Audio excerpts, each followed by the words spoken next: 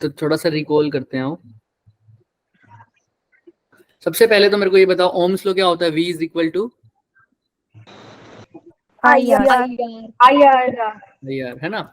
और उसके बाद रेजिस्टेंस की वैल्यू क्या होती है? रो L बाय A। ये तो बाद में भी कर लेंगे अभी हम। और ड्रिफ्ट वेलोसिटी का फॉर्मूला क्या होता था? E tau over very good. E, इसको ऐसे बोला करो, E टो बाय M। याद है? एक बात की थी हमने, मीन फ्री पाथ की, और लेकिन ये T क्या है? मीन फ्री रिलैक्सेशन टाइम, यानी रिलैक्सेशन टाइम था सर ये। और ड्रिफ्ट करंट का फॉर्मूला क्या था? I is equal to N। ठीक है। एक और चीज बताई थी मैंने, मोबिलिटी। वो क्या होता है? Drift velocity upon electric field. Very good, drift velocity upon electric field, यही था ना? Yes sir. तो इतना सब हमने पढ़ लिया था कि लास्ट में मोबिलिटी होती थी drift velocity upon electric field. इससे आगे हमने अब बात करनी है। आओ, अभी तक हमने ये कन्वेंशनल करंट के बारे में हमने बात कर ली थी, कंडक्शनल और कन्वेंशनल करंट, और ये ड्रिफ्ट वेलोसिटी, ये सब देख लिया था, राइट? आज हम बात करेंगे, ये सब कर लिया था ना, याद है सबको? Yes sir. आज हम बात करेंगे करंट डेंसिटी के बारे में। इसके बारे में थोड़ी सी बात करी थी, बट बताओ करंट डेंसिटी होती क्या है? सोचो, तुम खुद बताओ। सर, मास डेंसिटी क्या होती है?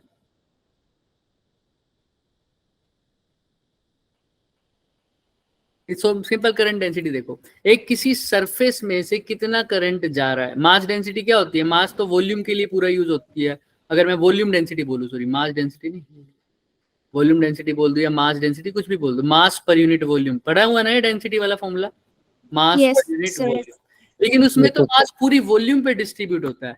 अगर करंट सिर्फ और सिर्फ कहाँ जा रहा हूँ, सरफेस की बात कर रहा हूँ, किसी एक सरफेस पे बात कर रहा हूँ, तो एक किसी एरिया के क्रॉस करंट जा रहा है किसी एक सरफेस एरिया पे, तो करंट डेंसिटी क्या होगा? Current per unit area. Area. इसको लिखते हैं जे से। क्या लिखते हैं? जे जे से।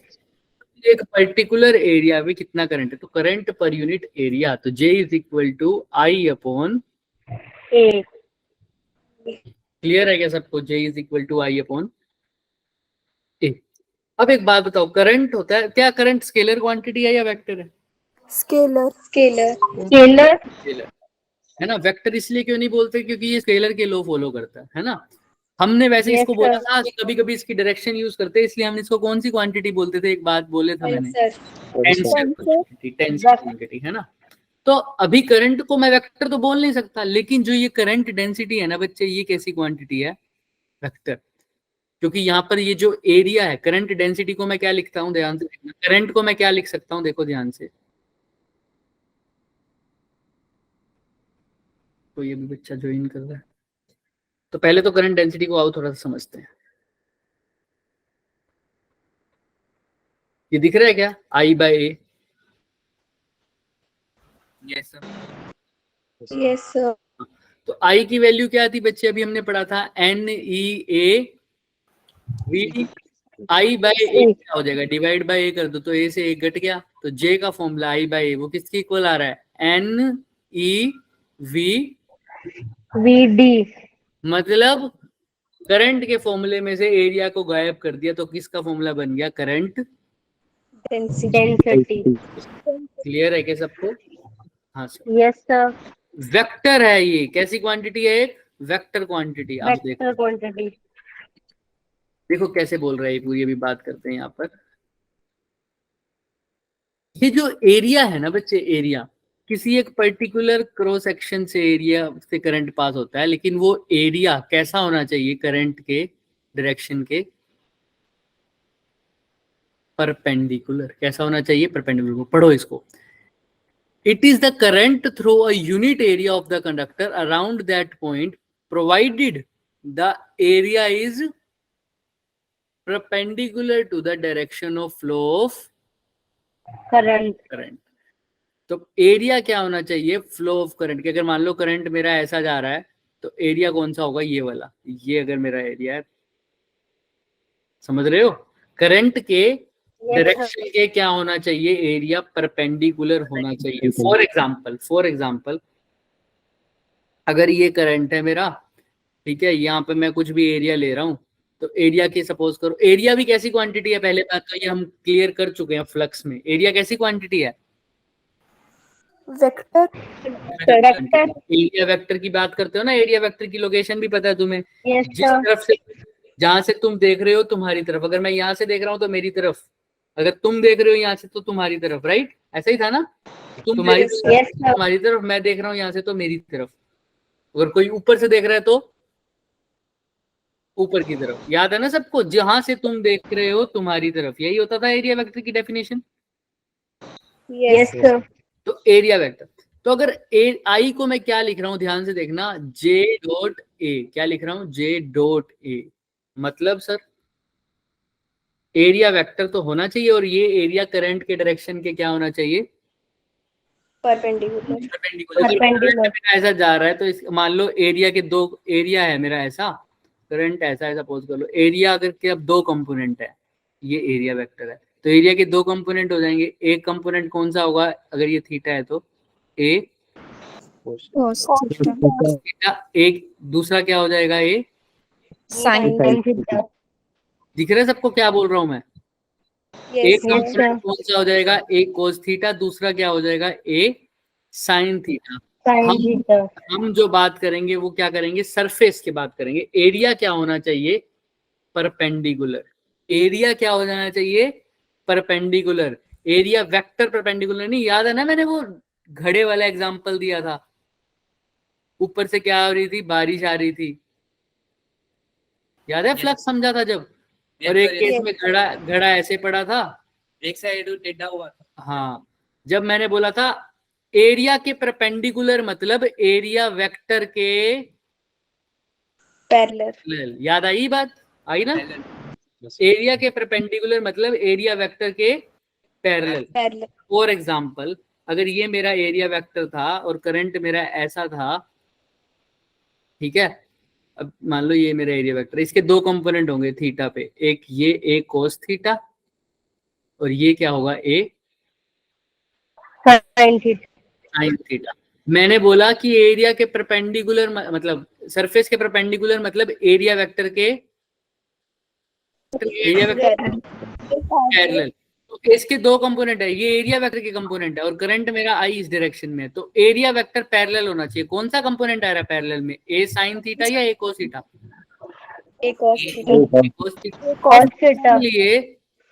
ये करंट क्या होगा, ध्यान से सुनना, जे की वैल्यू कैसे, आई की वैल्यू क्या निकालते हैं, मल्टीप्लाई, जैसे J is equal to I into A होता है ना, आई बाय ए सॉरी, तो आई क्या हो जाएगा, जे इंटू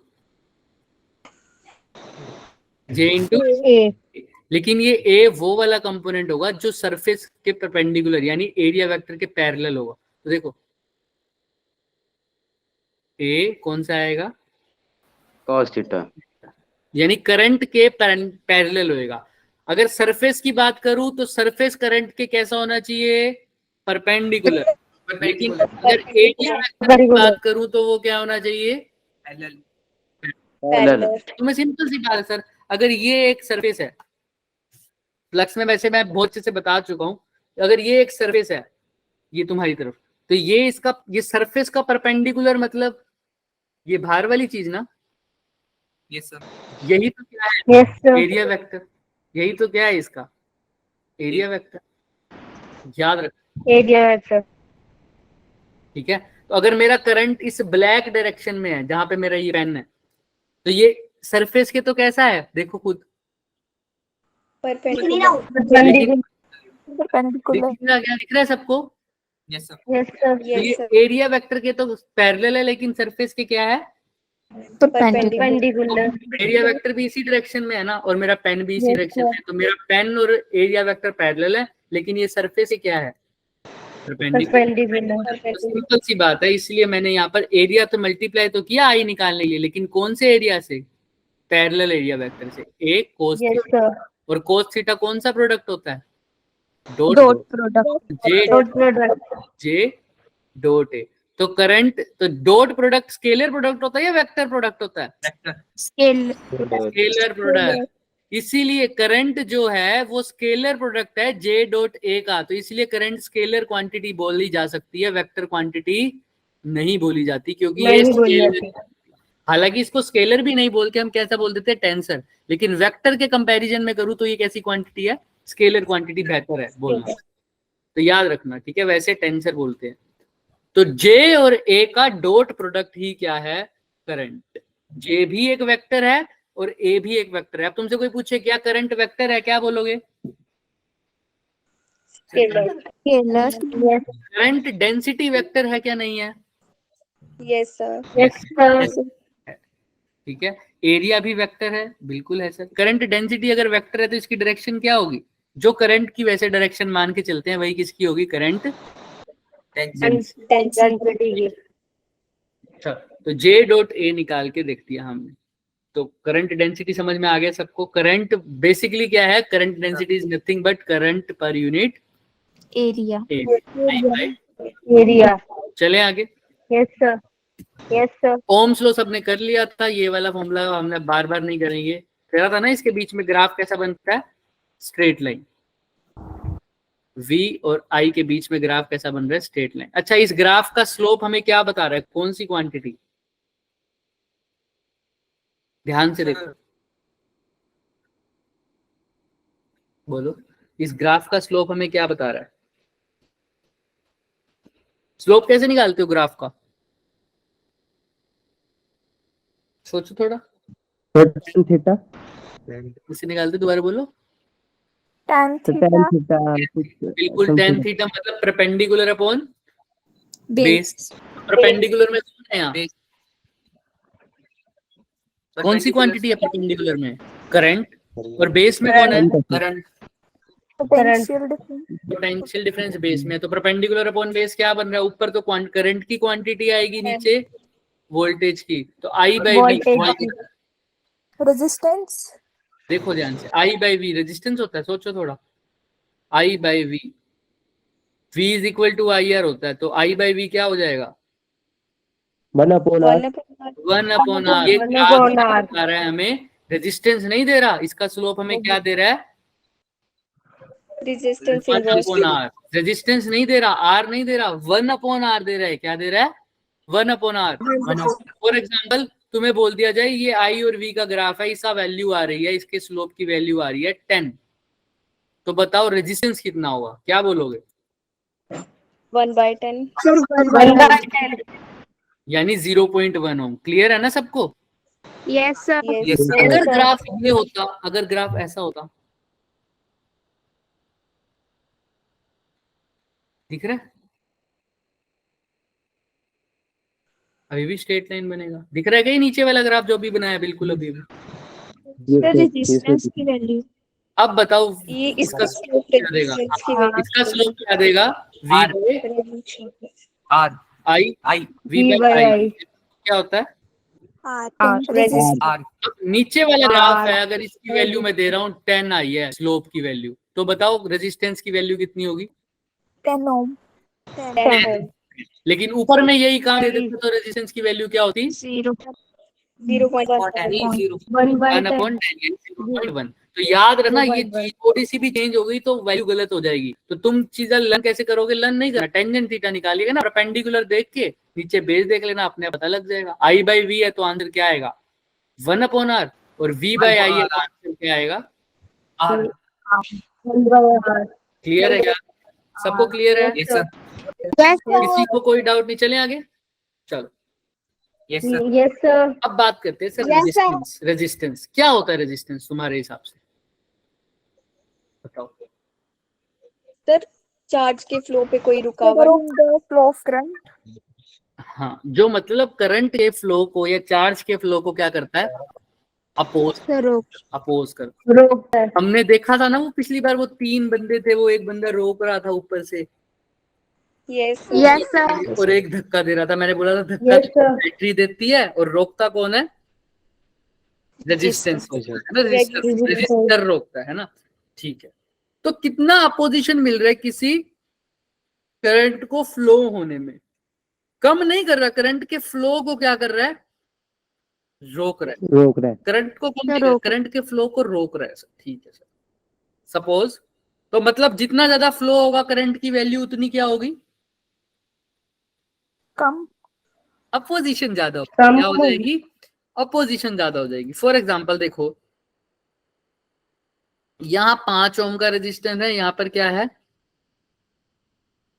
3 ओम का रेजिस्टेंस है, यहाँ पर मान लो बैटरी है 16 वोल्ट की, तो आई की वैल्यू कितनी होगी?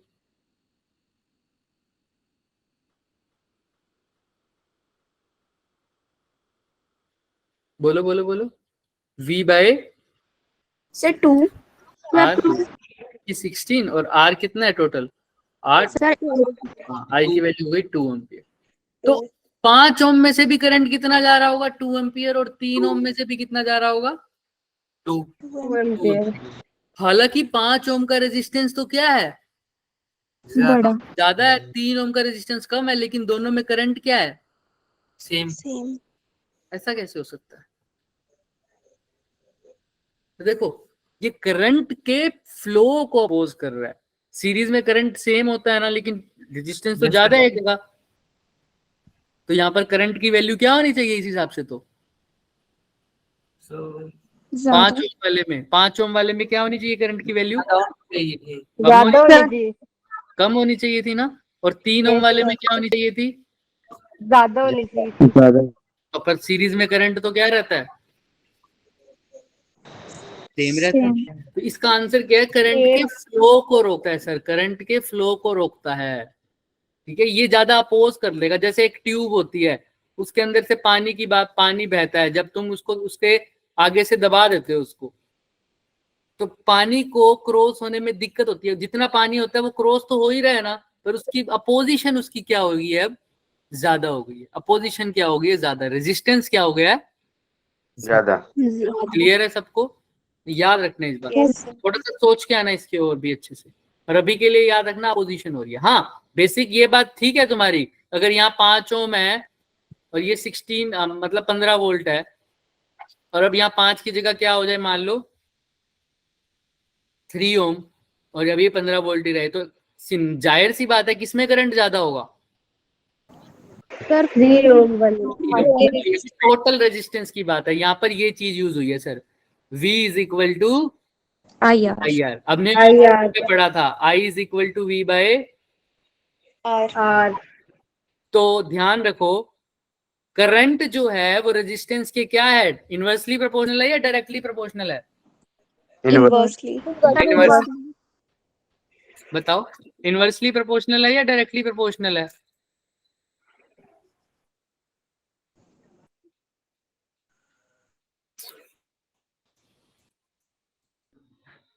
सर जब V कांस्टेंट होगा तब होगा रेजिस्टेंस के Very good. इनवर्स।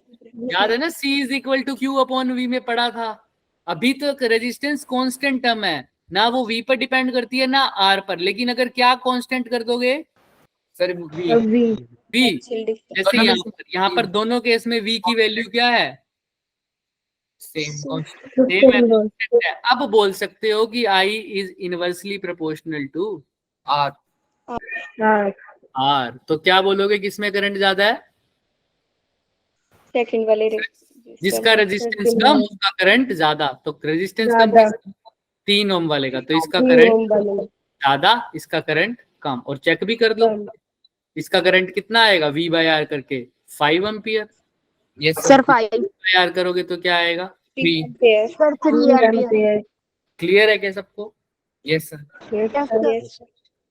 तो अब कितना अपोजिशन करता है? R is equal to V by I, ये तो फॉर्मूला हो गया। लेकिन अब रेजिस्टेंस ना तो V पर डिपेंड करता है ना I पर डिपेंड कर रहा है। अगर दोनों में से कुछ भी कांस्टेंट नहीं है तो रेजिस्टेंस डिपेंड किस पे करता है फिर? सर रेजिस्टेंस डिपेंड करता है, किसी कंडक्टर के रेजिस्टेंस की बात करूं तो वो उसके लेंथ पर डिपेंड करता है। जितनी ज्यादा लेंथ उतना ज्यादा उसका रेजिस्टेंस एरिया पे डिपेंड करता है। इनवर्सली प्रोपोर्शनल होता है, जितना ज्यादा एरिया उतना उतना कम। हालांकि रेजिस्टेंस आता कहां से है? सर अगर बाहर से कोई रेजिस्टेंस लगा रहे हो चलो वो तो समझ रहा हूँ, नॉर्मल इसी कंडक्टर में करंट जा रहा है, हर चीज में रेजिस्टेंस होता है, पता होगा सबको, राइट? Yes, हर sir. चीज में तो कहाँ से पैदा हो जाता है सर रेजिस्टेंस? टेम्परेचर। टेम्परेचर से तो अफेक्ट होता है रेजिस्टेंस, लेकिन आता किस वजह से है? रीजन क्या है, कोज क्या है रेजिस्टेंस का? किसी चीज में रेजिस्टेंस क्यों होता है? क्या कह रहे हो? Nature of material. नेचर, ये तो डिपेंड करता है इस पे। मैं पूछ रहा हूँ आ किस वजह से रहा है? सपोज कर लो कि ये तो मैं तुमसे ऐसा पूछ रहा हूँ कि collision of free electrons. Collision of free electrons, किसने बोला? साहिल ने, वेरी गुड। देखो क्या बोल रहे हैं कि कोलिजन ऑफ फ्री इलेक्ट्रॉन, मतलब अगर मैं इलेक्ट्रॉन्स किस कंडक्टर में करंट किस वजह से होता है? चार्जेस के फ्लो के कारण, इलेक्ट्रॉन्स के फ्लो के कारण। ये इलेक्ट्रॉन्स कंडक्टर में बहुत सारे फ्री इलेक्ट्रॉन्स होते हैं, बहुत सारे फ्री इलेक्ट्रॉन्स होंगे तो सपोज कर लो भीड़ हो जाएगी इलेक्ट्रॉन्स की, तो आपस में क्या होगा सर? टकराव। Collision. एक भीड़ भाड़ जगह पे अगर मैं वैष्णो देवी जा रहा हूँ, एक तो मैं क्या जा रहा हूँ सर, वैष्णो देवी जा रहा हूँ, एक मैं जा रहा हूँ सर खुले से किसी इलाके में जा रहा हूँ, तो कहां पर आगे बढ़ना मुश्किल होगा मेरा? सर भीड़ वाले इलाके। या ऐसे समझो, वैष्णो देवी छोड़ो, किसी भीड़ वाले इलाके में जा रहा हूँ, एक खुले इलाके में जा रहा हूँ, कहां पर मेरा आगे बढ़ना मुश्किल होगा? भीड़। सर भीड़ वाले इलाके में। क्यों होगा भीड़ वाले में? क्योंकि वहां पर मैं किसी के साथ टकरा रहा हूँ, कोई मेरे साथ टकरा रहा होगा, तो मेरी को धीरे धीरे मेरी स्पीड को क्या कर रहे होंगे? वो कम कर रहे हैं। तो ऐसे कम कर रहे हैं। यहाँ पर लोग फ्री घूम रहे हैं। कहाँ घूम रहे हैं? फ्री घूम रहे हैं। चल भाई तू कहीं भी चला जा, तू भी कहीं भी चला जा, तो बहुत भीड़ हो जाएगी, आपस में टकराने लग जाएंगे, तो उनका मोशन ओवरऑल धीरे हो जाएगा। तो करंट की वैल्यू वहां पर, उनको करंट को अपोजिशन मिलेगा, लोगों को अपोजिशन मिलेगा, किससे? कोलाइड होने के कारण हो रहा है ना, ये एक दूसरे से क्या हो रहे हैं? कोलिजन हो रहा है। एक ऐसी जगह है जहां पर लोग आराम से चल रहे हैं, खुला खुला एरिया है। एरिया क्या है? खुला खुला। वहां पर आसानी से चल पाएंगे क्या? Yes sir. एरिया खुला मतलब एरिया ज्यादा है, तो रेजिस्टेंस क्या हो रहा है? कम। सर कम। R is inversely proportional to A. Clear है? और उसी भीड़ वाले इलाके में एक पतली सी गली में बहुत ज्यादा भीड़ कर, मतलब एक कंडक्टर है जिसकी लेंथ बहुत छोटी है। लेंथ क्या है? बहुत छोटी है। ध्यान से सुनना, भीड़ है बहुत, ये बहुत भीड़ वाला इलाका है, दिख रहा है? ये सपोज कर लो यहाँ, जहां से इलेक्ट्रॉन्स को निकलना, बहुत भीड़ वाला इलाका है। और ये भी उतनी ही भीड़ वाला इलाका है, लेकिन ये और भी लंबा है। तो कहां पर ज्यादा दिक्कत होगी इलेक्ट्रॉन्स को? बड़ी वाली वायर में। भाई इसमें तो थोड़े टाइम के बाद सही हो जाएंगे, यहाँ पर तो बहुत लेंथ बड़ी है, भीड़ और ज्यादा लंबे तरीके, ज्यादा टाइम और ज्यादा लंबा एरिया तक रहेगी, बहुत ज्यादा लेंथ तक रहेगी। तो रेजिस्टेंस भी किसमें ज्यादा होगा? इस वाले में। इसीलिए बोला resistance directly proportional to length. भाई जितनी ज्यादा लेंथ होगी उतने ही टकराव इलेक्ट्रॉन्स और एटम्स के बीच, एटम्स की वॉल्स के बीच में क्या होगा? ज्यादा। सर इसमें टकराव क्या होगा? ज्यादा होगा। कम। इसमें टकराव क्या होगा? होगा तो सही, लेकिन कम लेंथ तक के लिए होगा, इसलिए रेजिस्टेंस क्या होगा? कम। इसका रेजिस्टेंस क्या होगा? ज्यादा। क्लियर है क्या?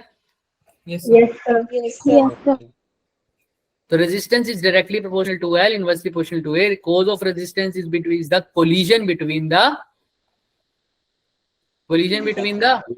इलेक्ट्रॉन। सबको हटा के एक कांस्टेंट लगाऊंगा जो होगा रो L by A। तो यहाँ पर कांस्टेंट क्या है? रो को क्या बोलता हूँ? रो। सर रेजिस्टिविटी और कली। रेजिस्टिविटी या स्पेसिफिक। Specific resistance. तो रेजिस्टिविटी का फॉर्मूला निकालना, यहाँ से क्या हो जाएगा? R A by L. तो जैसे जैसे एरिया बढ़ रहा है वैसे वैसे रेजिस्टिविटी क्या हो रही है? कम हो रही है। कम। रेजिस्टिविटी तो कांस्टेंट रहेगी सर। अभी देखो प्रोपोर्शनल हटा के क्या लगाया है? प्रोपोर्शनल हटाया तब क्या लगाया? कांस्टेंट लगाया ना। वो कांस्टेंट का नाम ही तो क्या है? रेजिस्टिविटी। कांस्टेंट है और कोई भी चीज बाकी चेंज नहीं हो रही, तो ना वो एल पर डिपेंड करेगी, कोई भी चीज फिक्स नहीं है, ना वो एल पर डिपेंड करेगी ना वो ए पर डिपेंड करेगी, तो कांस्टेंट है ना सर। तो फिर रेजिस्टिविटी किस चीज पे डिपेंड करती है? Resistance. Nature of material, resistance पर बिल्कुल कर सकते, nature of material, nature of material पर देखते हैं रेजिस्टेंस पर कैसे। अभी थोड़ा यहाँ तक क्लियर है क्या सबको? पहले तो ये बताओ। Yes, sir. आओ अब रेजिस्टिविटी के बारे में पढ़े। रेजिस्टिविटी का फॉर्मूला यही पढ़ा था क्या? RA by RA by L. अगर एक मटेरियल दे दिया, ये दिख रहा है, इसकी स्क्वायर है, मान लो स्क्वायर है, क्या है? स्क्वायर है। छोटा सा एक कंडक्टर है, स्क्वायर टाइप का कंडक्टर है, इसकी लेंथ कितनी है? मान लो 4। दूसरा एक स्क्वायर है, इसकी लेंथ है 4000। दिख रही है? यूनिट है, इसकी लेंथ कितनी क्या है? 4000 यूनिट। तो मैं तुमसे पूछूं रेजिस्टिविटी किसकी ज्यादा? सब कुछ इनका, ये भी कॉपर का है, सेम टेम्परेचर पर ये भी किसका है? कॉपर। तो बताओ किसकी रेजिस्टिविटी ज्यादा? सेम है कैसे सर, कैसे पता लगे? सेम है दोनों पे, ये एरिया और लेंथ पे डिपेंड नहीं करता। किस पे डिपेंड कर रहा है? एरिया और लेंथ पर डिपेंड ही नहीं करता है ना। Sir. Yes nature of material, nature of अब मटेरियल। इसको समझे कैसे? इसको समझे कैसे? क्यों नहीं कर रहा है एरिया और लेंथ? देखो यहाँ से रेजिस्टिविटी की फिर वैल्यू बताओ मेरे को।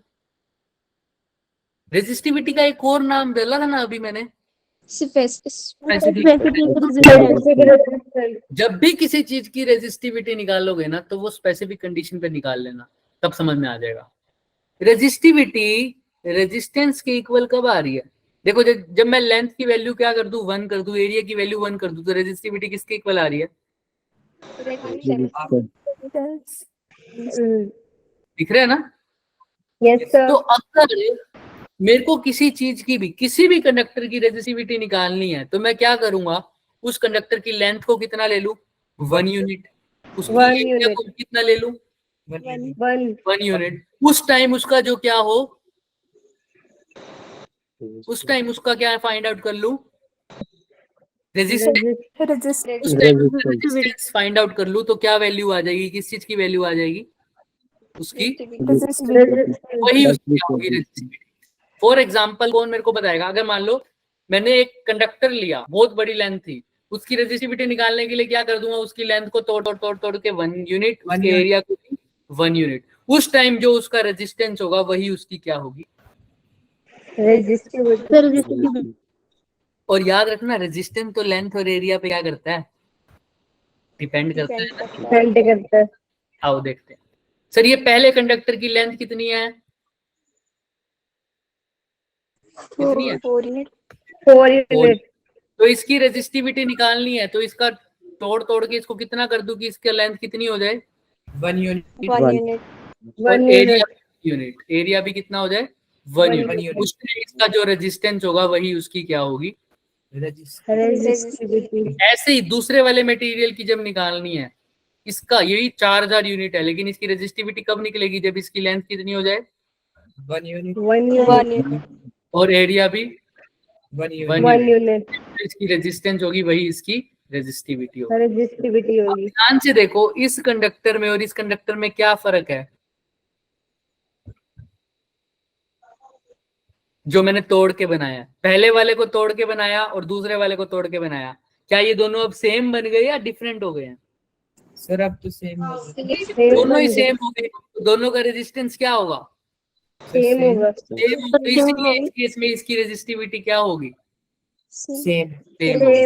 तुम कितना बड़ा टैंकर होता है ना, टैंकर टाइप, टैंकर जितना बड़ा कंडक्टर ले लो, लेकिन उसकी रेजिस्टिविटी निकालने के लिए उसकी लेंथ कितनी होगी? 1 unit. एरिया मीटर का स्क्वायर या 1 यूनिट। और एक छोटे से ग्लास जितना कंडक्टर ले लो, उसका भी जब रेजिस्टिविटी निकालोगे तो लेंथ 1 मीटर, एरिया 1 मीटर का स्क्वायर। दोनों का कंडक्टर बाद में जब रेजिस्टिविटी निकालूंगा तो दोनों कैसा बिहेव करेंगे? एक जैसा, बिल्कुल कैसा बिहेव करेंगे? सेम। क्योंकि सर अब तो आपने बोला इसकी लेंथ को 1 मीटर और इसके यूनिट एरिया को 1 मीटर स्क्वायर कर दो, तो इसका जो रेजिस्टेंस है वही इसकी क्या है? रेजिस्टिविटी। यानी पहले कंडक्टर का मैंने रेजिस्टेंस निकाला लेंथ 1 मीटर पर, एरिया 1 मीटर स्क्वायर पर, राइट। दूसरे कंडक्टर का बताना रेजिस्टेंस कब निकाला मैंने? लेंथ कितनी हो गई? सर बोलो 1 मीटर एरिया कितना है 1 मीटर स्क्वायर क्या? अब ये भी कॉपर का था, ये कॉपर था, दोनों की लेंथ भी 1 मीटर, दोनों का एरिया भी 1 मीटर का स्क्वायर, तो लेंथ और एरिया सेम है, तो रेजिस्टेंस क्या होगा? सेम तो रेजिस्टिविटी भी क्या होगी? सेम क्लियर है क्या? यस हाँ, लेकिन अगर ऊपर वाला होता, मान लो किसी एल्युमिनियम का, नीचे वाला होता कॉपर का। अब मेरे को ये नहीं पता ना कॉपर के 1 मीटर में, कॉपर के 1 मीटर में क्या पता कितना रेजिस्टेंस हो। कॉपर के 1 मीटर और 1 मीटर स्क्वायर एरिया में रेजिस्टेंस की वैल्यू कुछ और हो सकती है, एल्युमिनियम के 1 मीटर और 1 मीटर स्क्वायर में रेजिस्टेंस की वैल्यू कुछ और हो सकती है। तो अगर मटेरियल चेंज कर दिया तो रेजिस्टेंस की वैल्यू चाहे लेंथ और एरिया सेम हो, क्या रेजिस्टेंस सेम रहेगा? नो सर मटेरियल चेंज कर दिया तो मेरे को नहीं पता, रेजिस्टेंस की वैल्यू चेंज हो सकती है, और रेजिस्टेंस चेंज हो गया तो रेजिस्टेंस ही तो किसके इक्वल है? जब लेंथ और एरिया 1 यूनिट के आसपास है तब। तो रेजिस्टेंस चेंज हो गया तो रेजिस्टिविटी भी चेंज। इसका मतलब अगर तुमने मटेरियल को चेंज कर दिया तो रेजिस्टिविटी पक्का क्या हो जाएगी? चेंज। लेकिन लेंथ और एरिया से कोई फर्क नहीं पड़ता, क्योंकि अंत में जाके टूटेंगे तो वो कितने में? 1 यूनिट। क्लियर है? Yes sir. हाँ, अगर मैं सीधी बात करता हूँ, लेंथ अगर ये ओरिजिनल पोजीशन पे रेजिस्टेंस पूछे तो चेंज होगा, रेजिस्टिविटी चेंज नहीं होगी, रेजिस्टेंस चेंज होगा, क्योंकि रेजिस्टेंस तो डिपेंड करता है किस पे? लेंथ और डायमेंशंस क्लियर है? Yes sir. यस सर तो R is equal to V by I by दूसरा फॉर्मूला अब हमने पढ़ लिया। अब इसका दूसरा, अभी देखो यहाँ पे किसी को डाउट नहीं है, चले आगे ना। Yes sir. यस सर दो फॉर्मूले पढ़े, R is equal to V by I और R is equal to rho L by A. अब एक बात बताओ, मैं बता रहा हूँ करंट इलेक्ट्रिसिटी सिर्फ उस बच्चे से हो जाएगा बहुत आसानी से जिसको फॉर्मूले को कन्वर्ट करना आता होगा। किस क्या करना आता होगा बच्चे? फॉर्मूले को कन्वर्ट। बस जिसने ये सीख लिया, कुछ नहीं करना, तुम गिवन चीज देखना और अपने फॉर्मूले को उसमें ढाल देना। फॉर एग्जांपल, अब रेजिस्टेंस के तो कितने फॉर्मूले बन सकते हैं? बन सकते हैं ना। देखो एक एग्जांपल मैं देता हूं तुम्हें, R is equal to V by I तुमने खुद ही लिखा है, राइट?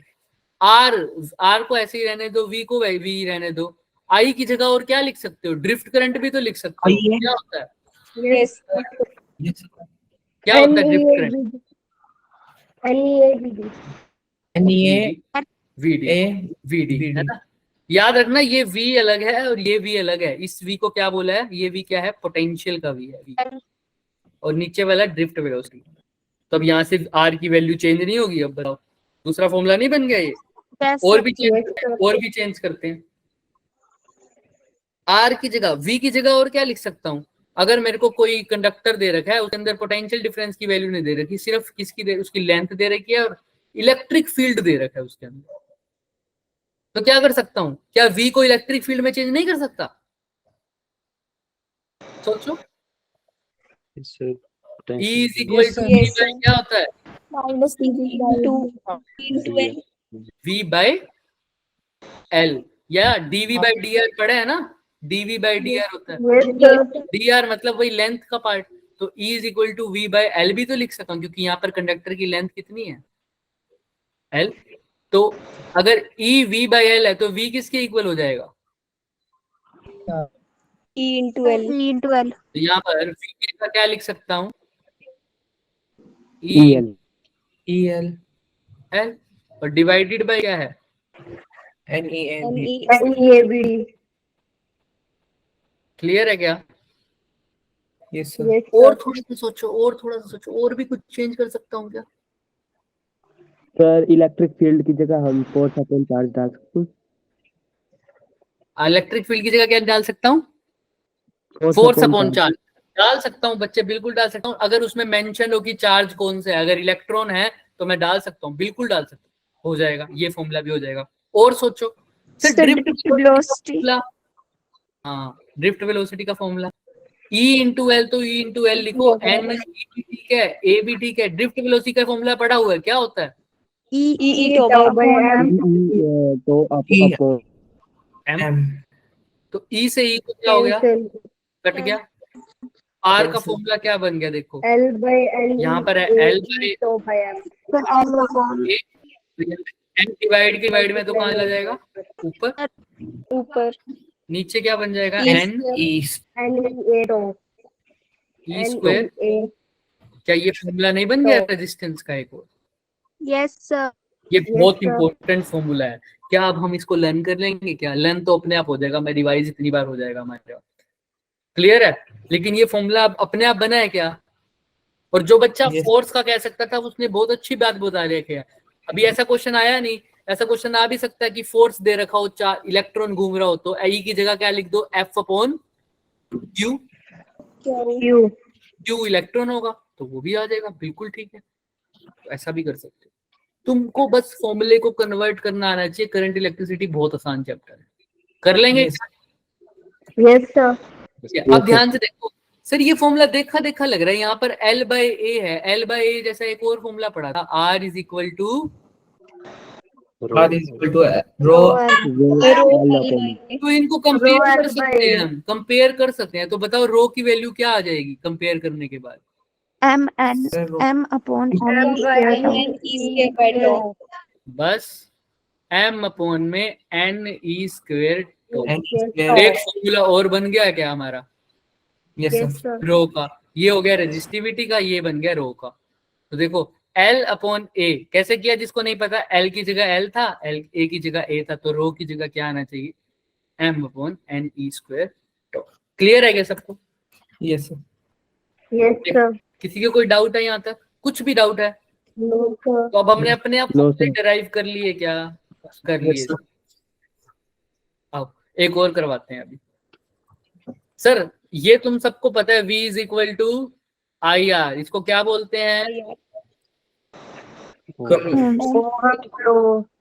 चलो अभी वही कह रहा हूँ, कंडक्टर में V की वैल्यू नहीं दे रखी, इलेक्ट्रिक फील्ड की वैल्यू दे रखी है, तो V की जगह क्या लिख दूंगा, और लेंथ दे रखी है L, V की जगह क्या लिख दूं, E into E L. into I की वैल्यू नहीं बता रखी, करंट डेंसिटी की वैल्यू बता रखी है, J की, तो I की जगह क्या लिख दूं, Sir, J. J A, very good, क्योंकि I क्या होता है, J क्या होता है, I बाय A, तो I क्या हो जाएगा, J I by A.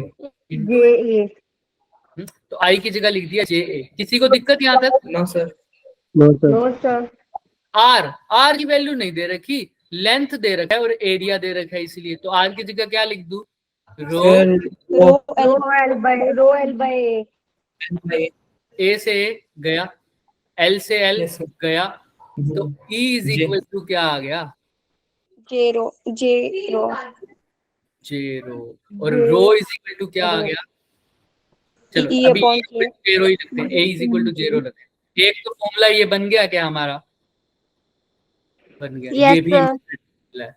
सबको वैल्यू पता है ना, J क्या है, करंट डेंसिटी, और रो क्या है, Resistivity. Electric field. अगर तुम्हें फॉर्मूले में क्वेश्चन में दे रखा है इलेक्ट्रिक फील्ड करंट डेंसिटी, तो ये फॉर्मूला लगा देना। अब रो भी नहीं दे रखा, रो रेजिस्टिविटी नहीं दे रखा, उसकी जगह एक नई चीज दे दी, सिग्मा, इसको क्या बोलते हो, कंडक्टिविटी।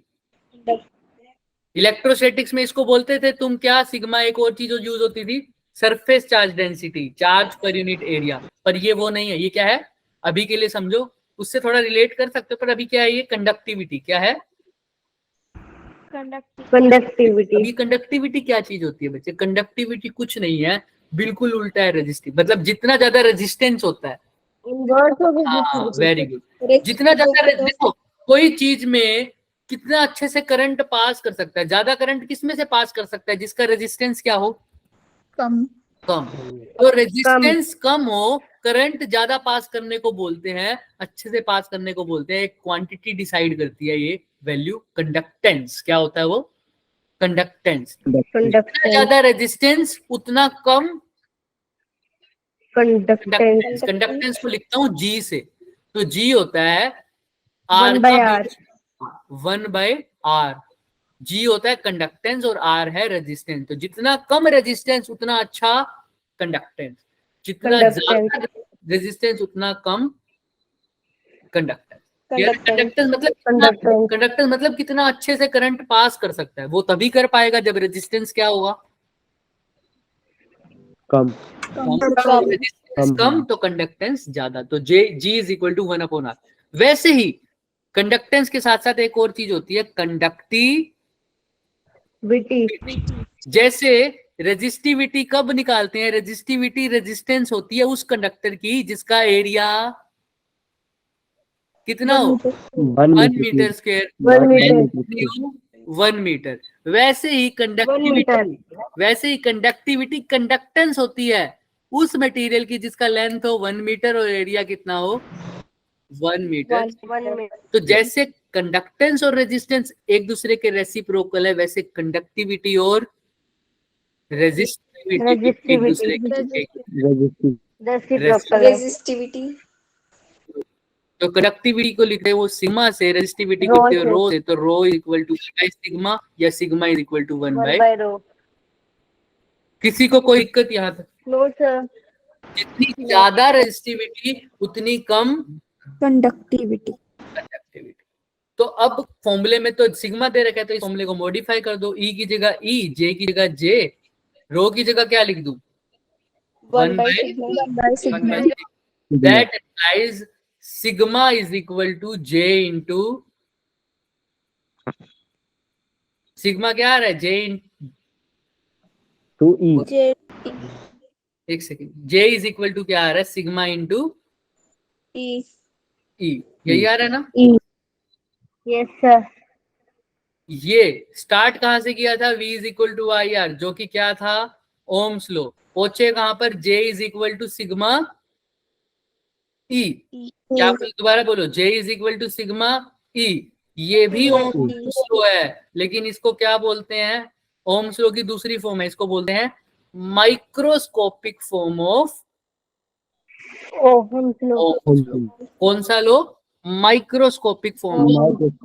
छोटे से पार्टिकल, माइक्रोस्कोपिक पार्टिकल्स पे इलेक्ट्रिक फील्ड लग रही है, ऐसा समझ, ऐसा याद रह जाएगा, इसलिए इसको बोलते हैं माइक्रोस्कोपिक। ऐसे लंग ऐसे कर सकते तो एक फॉर्मूला है J is equal to sigma E, where sigma क्या है कंडक्टिविटी और E क्या है इलेक्ट्रिक फील्ड।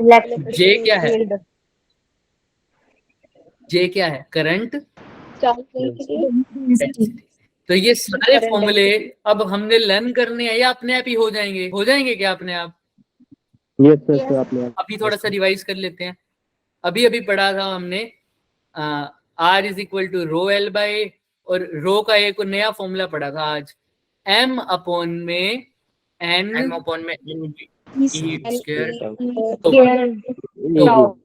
तो इसी को फॉर्मूले को पुट करके नए रेजिस्टेंस वाले फॉर्मूले में कर देते हैं। नए रेजिस्टेंस में L by as it is था, रो की जगह क्या पुट कर दे M अपॉन में NE स्क्वायर। तो ये नया रेजिस्टेंस का फॉर्मूला बन गया। क्लियर है क्या? Yes, sir. और एक और formula V is equal to I R तो पढ़ा ही था, आज एक और पढ़ लिया, J is equal to sigma into E, या इसको उल्टे तरीके से बोल दो, J is equal to 1 upon rho into E, यानी rho J is equal to E, ऐसा भी लिख सकते हो। क्लियर है क्या? क्योंकि सिग्मा की जगह क्या कर दिया मैंने 1/रो। मैंने जो बोला वो तब दिमाग में आ जाएगी क्या, हमें सिर्फ फॉर्मूले को क्या करना आना चाहिए, गिवन चीजों के हिसाब से कन्वर्ट करना आना चाहिए। जिसको वो आ गया उसका ये करंट इलेक्ट्रिसिटी निकल जाए। कर लेंगे क्या आप? जैसे अभी इसमें देखो रेजिस्टेंस का ड्राइव कर दिया, ये हम अपने आप कर चुके हैं ना अभी। रेजिस्टिविटी ये भी कर चुके हैं। रो की वैल्यू ये वाला फॉर्मूला भी देख लिया क्या, M अपॉन में NE square two. Yes sir, बस यही था। इसके बीच में भी रिलेशन मैंने तुम्हें करा दिया है। Yes, sir. ये देखो यही आया क्या, temperature dependence of the resistance अभी हम नहीं करेंगे। हालांकि इसने अभी क्या किया है sir, rho is equal to E by J, ये तो हम कर चुके हैं सर। कैसे सर? इसने दूसरा क्या किया देखो ध्यान से,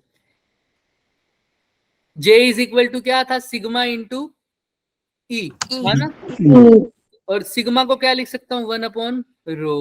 वन अपॉन तो ई रो का फॉर्मूला क्या बन जाएगा यहाँ से? ई bye sir sir E by J. जे ई की E by जगह J. ई लिख दिया। जे क्या होता है? Current per unit area area area. Current होता है NEAVD और डिवाइडेड बाय ए, तो क्या आ जाएगा सिर्फ जे की वैल्यू? मैंने बताया हाँ, सिर्फ करंट की वैल्यू में से ए हटा दो तो किसकी वैल्यू बन जाती है? जे की। J की। जे की जगह सीधा लिख दो NE, ए नहीं आएगा, सिर्फ क्या आ जाएगा सीधा? NEVD. इसने यही लिख रखा है ई अपॉन में NEVD। और फिर से दोबारा से, तो ई अपॉन में NEVD, तो VD की जगह क्या लिख सकता हूँ यहाँ से? ई अपॉन में NE, रो को कहाँ ले जाओ? नीचे टॉप ले गया, कोई दिक्कत? No sir. अब VD की No, वैल्यू sir. चाहो तो तुम पुट कर दो, चाहो तो ना करो। इसने क्या किया? अब VD सर यहाँ पे वन अपॉन रो को हम बिल्कुल डाल सिग्मा भी सकते डाल हैं। सकते हैं। सिग्मा को ही तो Yes, one sir. Upon rho डाला है ना हमने। तो VD ठीक है। E को अगर पोटेंशियल में कन्वर्ट करना हो, तुम्हें पता है E इज इक्वल टू क्या होता है? V by L V by R. L। तो वो लिख देखो, तो ये इक्वेशन बन गई। तो क्या बन गया? V अपॉन में NE rho into. Rho L. तो वो तुम्हें कन्वर्ट करना आना चाहिए। मैंने बेसिक सारे फॉर्मूले तुम्हें बता दिए, और अब कन्वर्ट तुम अपने आप भी कर सकते हो। बाकी मैंने कन्वर्ट सारे करवा दिए, जितने कन्वर्जन थे। कर लेंगे क्या आप सारे फॉर्मूले? अब सिर्फ क्वेश्चन की Yes, डिमांड है sir. सर। कल इनके क्वेश्चन Yes, sir. करने वाले हैं हम। ये टेम्परेचर वाला अभी बाद में कराएंगे कल, लेकिन इन सबके क्वेश्चन करेंगे। ये क्वेश्चन दिख रहे हैं? ये कल का ऑब्जेक्टिव ये होगा हमारा। Yes, ये sir. ऑब्जेक्टिव है कल का। Yes, sir. Solve numerical for the resistivity, resistance, है ना, और यहाँ पे आएगा करंट, और साथ में रेजिस्टेंस की वैल्यू निकालनी आनी चाहिए कलर कोड से। ये देखो, ये सारे क्वेश्चन हमारे कल के लिए हैं बच्चे। एज एन होमवर्क लेके जाओ अभी इनको, ठीक है? ट्राई करके आना, जरूर करके आना। Homework 1, Yes, sir. होमवर्क 2 बहुत इंपॉर्टेंट है। इससे तुम्हें पता लगेगा कि एक्चुअल में एरिया का मतलब क्या होता है। और Yes, sir. होमवर्क 3, ये 3 होमवर्क है तुम्हारे लिए। करके आओगे? Yes, sir. Yes, sir. ठीक है, 4 वाला भी कर सकते हो। बाकी सिंपल आंसर भी सब लिखे हुए हैं, पर तुम ट्राई करना खुद से। ये 3 होमवर्क तो कम से कम करके आना, जिसके हो जाए वो आगे वाले भी अटेम्प्ट कर लेना, मैं भेज दूंगा। ठीक है? Yes. ओके बच्चे, किसी को कोई डाउट है तो वो रुक सकता है। No, sir. चलो No, sir. ठीक है बच्चे। अच्छा, Bye, sir. एक सेकंड, मैं, तुम्हारी मर्जी है बच्चे। मैं ना अभी एक्स्ट्रा क्लास लेता हूँ, अभी लेनी शुरू करी है। रोज तो नहीं होगी, 1-2 दिन के बाद लेता रहता हूँ। आज पहला दिन था हमारा। करंट इलेक्ट्रिसिटी की मैंने एक्स्ट्रा क्लास ली है सुबह, बैच नंबर 1, 2 और 3।